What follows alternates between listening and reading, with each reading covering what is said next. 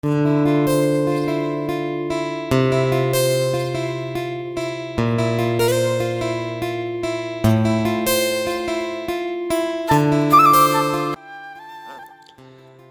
বন্ধুরা, তোমরা সবাই কেমন আছো? আশা করি সবাই অনেক ভালো আছো, আর আমরাও ভালো আছি। তো ছোটদের আমার অনেক ভালোবাসা, আর বড়দের আমার প্রণাম জানিয়ে তো আবারও চলে আসলাম নতুন একটা ব্লগ নিয়ে। তো সবাই দেখতে থাকো প্লিজ। আর যারা যারা আমার চ্যানেলের নতুন সদস্য, তারা প্লিজ আমার চ্যানেলটা সাবস্ক্রাইব করে আমার চ্যানেলের মিষ্টি একটা সদস্য হয়ে যাও। তো বন্ধুরা, এই যে সকালবেলা উঠে দেখো বাসি কাজকর্ম তো একদম লেগে পড়েছি। তো ওই যে বাবুকে ব্রাশ দিয়ে দিলাম, কলগেট ব্রাশ, তো ব্রাশ করছে। আর এদিকে আমি ছাগলটা বের করে নিলাম, এদিকে আবার রান্নাঘর বারান্দা সব ঝাড় দিয়ে নিলাম। আর এদিকে ঘরটা ঝাড় দেওয়া হয়নি এখনও, তো ওটা ঝাড় দিয়ে নিব।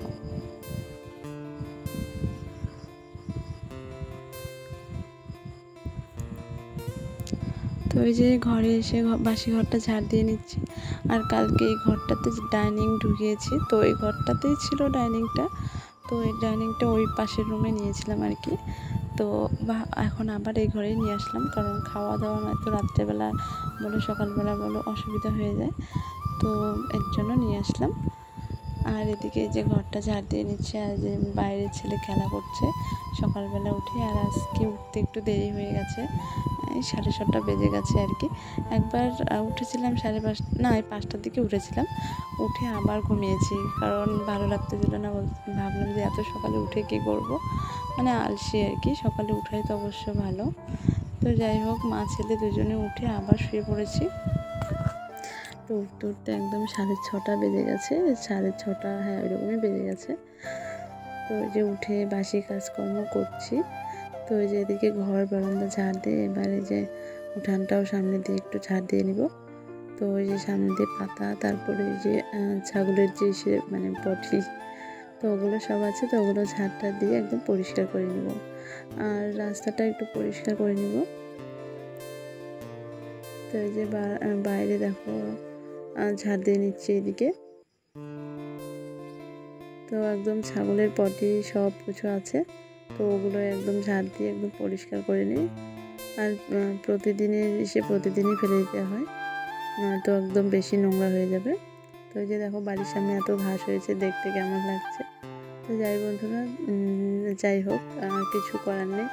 তো এগুলো যদি এখন কেটে দিই, তো বৃষ্টি হয়ে আবার একদম মাটি সব ধুয়ে নিয়ে চলে যাবে। তার জন্যেই মানে ওই ঘাসগুলো কেটে দিচ্ছি না।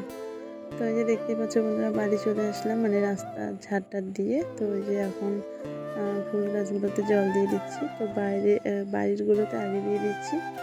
আর বাইরেও কিছু গাছ আছে, এই যে বাড়ির সামনেটা, এই যে দেখতেই পাচ্ছ। তো ওগুলোতে জল দিয়ে দিব। আর ঘরের পিছনে দুটো গাছ আছে, ওই দুটোতে দিয়ে এসছি। তো আর কিছুদিন পরে এই দিকে একদম পরিষ্কার করে দিব, আর একটু করে মাটি দিয়ে দিব, তাহলে বেশি ভালো হবে। তো এই যে দেখো বন্ধুরা, স্নান করে চলে এসেছি। আর এই যে দেখো ওদিকে ঘরে আমি চা বসিয়েছি, আর এদিকে দেখো ছাগলটা একদম পিছনেই ছাড়ছে না, মানে ও সবসময় এই যে রুটি ভাত বলো একদম সবসময় খেতেই থাকে, এর জন্য পিছন ছাড়ে না, বাড়ি থেকে কোথাও যাবে না, একদম বাড়িতে সারাদিন আর পিছু পিছু ঘুরবে।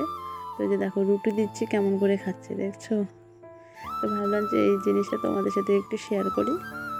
তো ওই যে দেখো মা ছেলে দুজনে ঘরে চলে আসছি। তো বাবু তো দুধ খেয়ে এসে এখন রুটি খাচ্ছে আমার সাথে, আর আমি রুটি দিয়ে চা দিয়ে খাচ্ছি। আর এই যে দেখো ছাগলটা ঘরে চলে আসছে, মানে যেখানে যাব সেখানেই পিছু পিছু, একদম কি বলবো, মানে বাচ্চাদের মতো। আমার ছেলেটা যেমন আমার পিছু ছাড়ে না, ওই মানে ছাগলের বাচ্চাটা ওই রকম। তো যাই হোক, পশু জাতি কি মানে অবলা আর কি, কিছু করার নেই। তো ওকে তো ও যখন ছোট ছিল তখন তোমাদের সাথে অনেক ভিডিও শেয়ার করেছি। ও কিন্তু আমার বিছানায় খাটে মানে শুয়েছিল ফ্যানের নিচে, মানে আমাদের যখনই দেখতো ঘরে, আরও মানে আমাদের আগে এসে এই খাটে উঠে শুয়েছিল। তো ছোট থেকে বড় করছি, তো মানে কি বলবো, একটা মায়া চলে এসছে, সে যত একটা পশু হোক না কেন। তো যাই হোক বন্ধুরা, বিছানা গুছিয়ে রেডি হয়ে গেছি। তো রেডি হয়ে গিয়েছিলাম ব্যাংকে, তো ব্যাংকের কিছু কাজ ছিল আর কি, ওগুলো সেরে এই যে আসার সময় দেখো বাজার করে নিয়ে এসি, সবজি বাজার, তারপরে মাছ। আর ওইখানে আছে মুসুরির ডাল আর তেল, আর আছে চা পাতা। তো চা পাতাটা শেষ হয়ে গেছিলো, তো ওগুলোই তো ওটাই আনলাম আর কি। এইটা আর এখানে বাঁধাকপি, পেঁয়াজ আর মূলো নিয়ে এসেছি। সবজিও নেই, সবজিও বাড়ন্ত, এর জন্য ভাবলাম যে না, এখান থেকে কিছু সবজি নিয়ে যাই। আর এই যে এখানে নিচ্ছি মাছ, তো রূপচাঁদা মাছ নিয়ে এসেছি। তো চলো এখন মাছটা ধুয়ে টুয়ে এসে রান্না করে নিব। তো সকালবেলায় ভাত বসিয়েছিলাম, সিদ্ধ ভাত রান্না করে খেয়ে দিয়ে তারপরে গিয়েছিলাম। তো ওই যে দেখো মাছ নিয়ে এসেছি, এখানে 100 টাকার মাছ আছে। তো ওই যে দেখো ধুয়ে টুয়ে চলে আসছি রান্নাঘরে। আর রান্নাঘরে এসে দেখি একদম বাসনপত্র সব মানে উল্টো মানে হয়ে আছে আর কি। তো বাসনগুলো ধুয়ে টুয়ে রেখেছিলাম, কিন্তু ঝুড়িতে মানে রাখা হয়নি। তো ভাবলাম না, এই ঘরটা ভালোই লাগছে না, এবার জায়গা জিনিস সব জায়গাতে রেখে দিই, তাহলে পরিষ্কারও লাগবে, দেখতেও ভালো লাগবে। তো ওই যে দেখতেই পাচ্ছ থালা বাসনগুলো তো ঝুড়িতে রেখে দিয়েছি। আর এই যে মশলার ডিব্বাগুলো, ওগুলো এখন সুন্দর করে গুছিয়ে রেখে দিব। আর যে ওই লাল তেলের মানে ডাব্বাতে যে তেল ছিল, ওটা ছোট শিশিতে ঢেলে নিলাম। আর এই যে বড় তেলের প্যাকেটটা, এটাও ঢেলে নিলাম। তো ওটা এখন রেখে দিব, আর ওই ছোট তেলের বোতলটা ওইটা এখন ব্যবহার করব। তো ওই যে দেখো একদম পরিষ্কার করে নিব। আর এদিকে চা পাতাটাও ঢেলে নিলাম। তো এখন জায়গার জিনিস জায়গায় থাকলে দেখতেও ভালো লাগবে, আর জায়গাটা পরিষ্কারও লাগবে। আর লবণের ডিব্বাটা উপরে রাখলাম না, কারণ ওটা কাচের আর অনেকটা ভারী আর কি। তো বারবার উঠানামা করতে করতে যদি পড়ে যায় তাহলে আবার ভেঙে যাবে। আর এদিকে সবজির ঝুড়িটাতে যে বাঁধাকপি, পেঁয়াজ আর মুলোটা ঢেলে রাখলাম।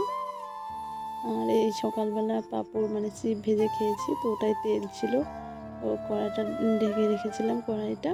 তো ওটা এখন বসিয়ে দিলাম, কারণ ওখানে এখন মানে মাছ ভাজা হবে।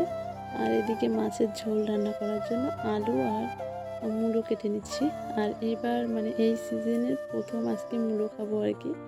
তো যে কোনো সিজনের প্রথম মানে সবজিটা উঠলে কিন্তু বেশ ভালো লাগে, আর খেতেও কিন্তু বেশ লাগে। তো মূলো শাক খেয়েছি, কিন্তু মূলো খাইনি, তাই এবার ভাবলাম যে না, নিয়ে যাই। মানে 20 টাকার তাও 4-5টা হয়েছে আর কি, উঠেছে। তো ওগুলোই নিয়ে আসলাম, বেশি দামি হলে নিয়ে আসতাম না, তো কম দামেই পেয়ে গেলাম, তো এর জন্য নিয়ে আসলাম। কারণ আমাদের যেটা সাধ্যের মধ্যে সেটা খাওয়ারই চেষ্টা করি আর কি। তো এদিকে মাছের তেলটা রান্না করেছি। তো চলো বন্ধুরা, আজকে ভিডিওটা বেশি একটা বাড়াবো না। আর মাছের সবজিটা কিন্তু অনেক টেস্ট হয়েছিল বন্ধুরা। তো চলো, গুড নাইট, কালকে দেখা হচ্ছে নতুন একটা ব্লগ নিয়ে।